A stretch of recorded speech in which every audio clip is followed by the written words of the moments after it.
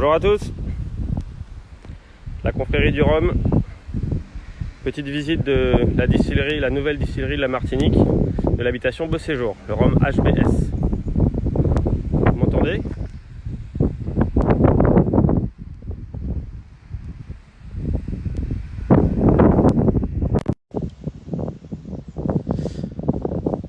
Voilà, on va commencer la visite.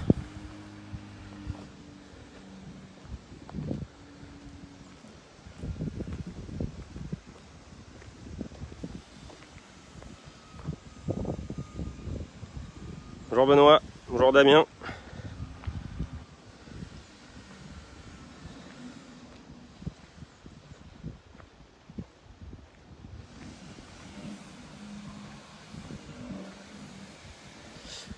Alors voilà, bienvenue à la distillerie Beau Séjour.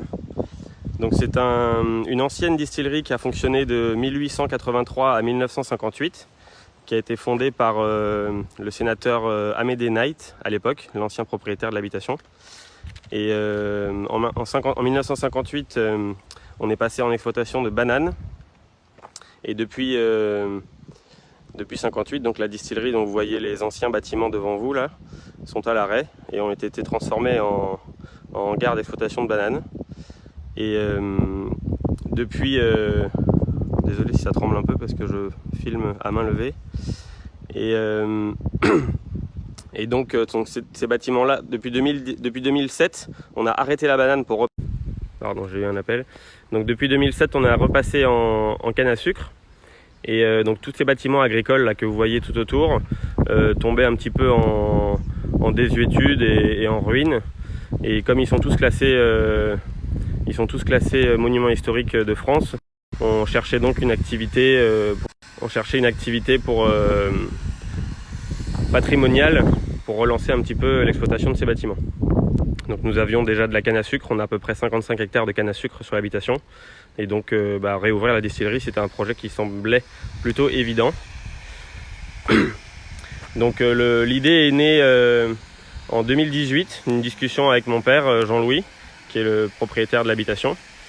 Et donc on a mis à peu près 2 ans de dossiers administratifs avec les douanes, avec la DEAL, avec tous les services de l'État pour la production d'alcool, puisque c'est une production qui est assez réglementée en France.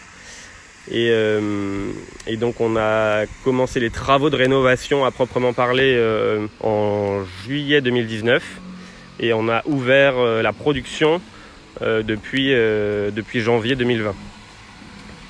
Et la partie boutique qu'on va aller voir tout à l'heure est toujours en travaux et sera ouverte grosso modo en mai. Je ne sais pas encore tout à fait quand, mais à peu près en mai. Donc là on va se diriger tranquillement vers l'intérieur de la distillerie. Là où nous produisons. Alors là on est en semaine de maintenance, hein, donc malheureusement ça tourne pas cette semaine. Et en plus avec les histoires de virus, là j'ai un peu moins de personnel. Donc normalement, vous voyez on est arrivé de là. Donc les cannes à sucre arrivent par chariot ici directement. Ils viennent se garer à la place de la voiture. Et là on décharge la canne ici à la main. Et voilà notre petit moulin électrique. Et on presse environ 500 kg de canne, peut-être 600 kg de canne par jour en fonctionnement. Voilà. Donc ensuite le jus coule dans cette cuve de relevage qui est juste là pour être pompé ensuite.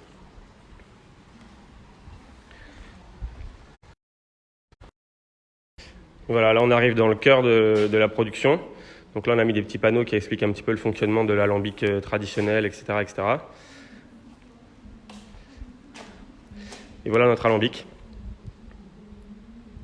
Donc il a été fait entreprise Sofac, qui est à côté de Toulouse. C'est un alambic type Armagnac, avec une petite colonne de concentration au milieu, qui nous permet de sortir, qui nous permet de distiller à peu près 900 litres de jus de vin de canne fermenté.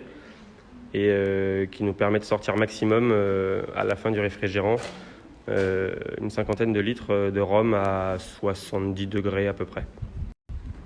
Voilà. Donc là, le jus arrive dans cette petite cuve, il est pompé ensuite dans les 3 cuves de fermentation que vous voyez là, 3 fois 1500 litres. Donc 3 fois 1500 litres. Alors on fermente, nous on a décidé de fermenter sur des durées assez courtes, entre 24 et 48 heures, avec différents types de levures. Alors pour l'instant. Ouais, désolé, hein. Le réseau est assez mauvais à l'intérieur de la distillerie. Voilà. Donc en fait on tourne sur 3 cuves, de fermentation.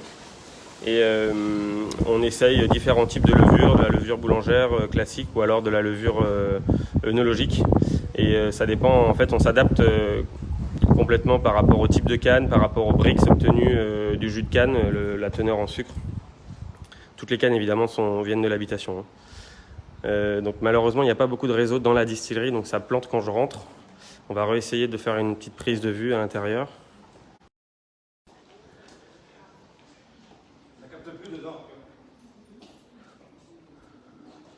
Donc voilà les 3 cuves de fermentation.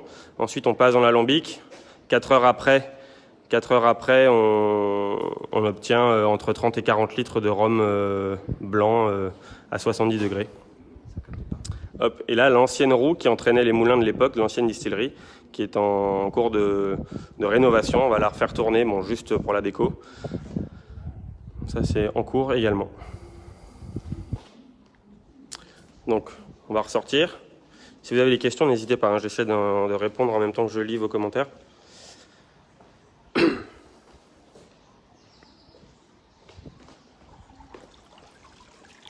Donc là, on ressort et on va vers la petite salle qu'on est en train de transformer en musée. Voilà. Donc là, vous voyez, c'est gros travaux pour l'instant. On est en train de terminer les bars. Donc ici, ce seront le bar de dégustation. Et sur les murs, on a expliqué un petit peu l'histoire du village, avec quelques vieilles photos d'époque et des photos récentes pour montrer les évolutions du village de Grande-Rivière. Donc là, une frise chronologique des dates importantes de l'habitation, des différents propriétaires et des différentes dates importantes. Donc tout ça ici, ce sera aménagé avec des petits salons pour la dégustation, etc. Donc la déco est en cours. Comme je vous ai dit, on va ouvrir courant mai. Donc on a encore un bon gros mois de boulot de déco et d'aménagement. Voilà, les différentes activités de l'habitation. Donc il y a eu plein de choses, du café, du cacao, de la canne à sucre, de la banane, et maintenant à nouveau de la canne.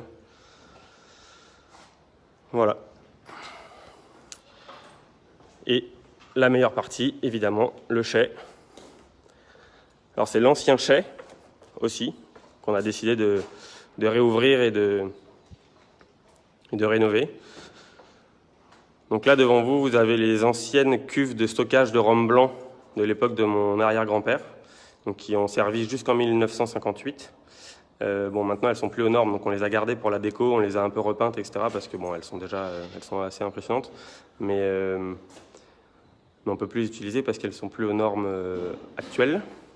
Un ancien foudre également qu'on a décidé de garder pour la déco. Et donc là, on a 9 cuves, ça c'est une installation récente, 9 cuves pour le stockage de rhum blanc et la réduction. Donc 9 fois 1500 litres. Donc là, à peu près, on a commencé à distiller le 24 janvier. Depuis le 24 janvier, on a dû faire à peu près 1500 litres de rhum à 70 degrés, qu'on a commencé à réduire au fur et à mesure. Voilà. Les premières bouteilles vont être disponibles à peu près, grosso modo, en même temps que l'ouverture de la partie musée-boutique. Et là, donc derrière moi, tout ce mur blanc là, on va empiler les premiers fûts. Alors les premiers fûts arrivent normalement fin mars, mais avec les problèmes actuels, peut-être que ça sera un peu décalé à début avril. Donc on a pris des fûts de tout type d'essence de bois, des fûts neufs, des fûts d'occasion. On va s'amuser un petit peu et essayer de goûter et de trouver un rhum vieux qui nous plaît. Et le but du jeu, c'est évidemment sortir des VO, VSOP et XO au bout de 3 ans, 4 ans, 6 ans et puis après les millésimes. Voilà, c'est une petite armoire qu'on a voulu fabriquer pour montrer les anciennes bouteilles de rhum HBS. Donc ça, c'est un modèle d'anciennes bouteilles de rhum HBS blanc. Jusqu'en 1958, on pouvait encore les acheter. Alors maintenant, il n'y en a plus du tout, malheureusement. J'en cherche d'ailleurs si vous avez des amis collectionneurs. Voilà.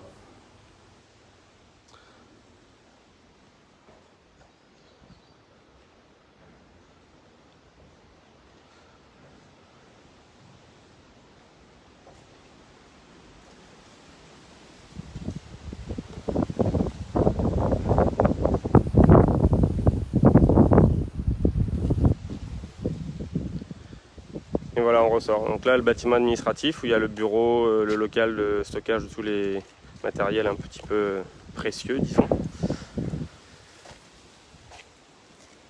Et voilà.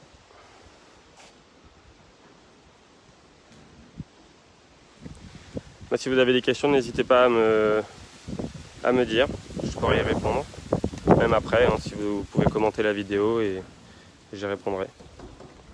Alors c'est la distillerie.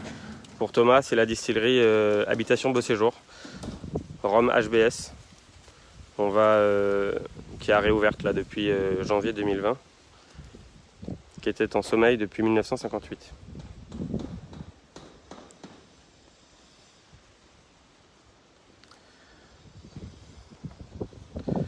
Voilà. Merci à tous pour votre écoute. Puis n'hésitez pas à me poser des questions. À très bientôt. Bye bye.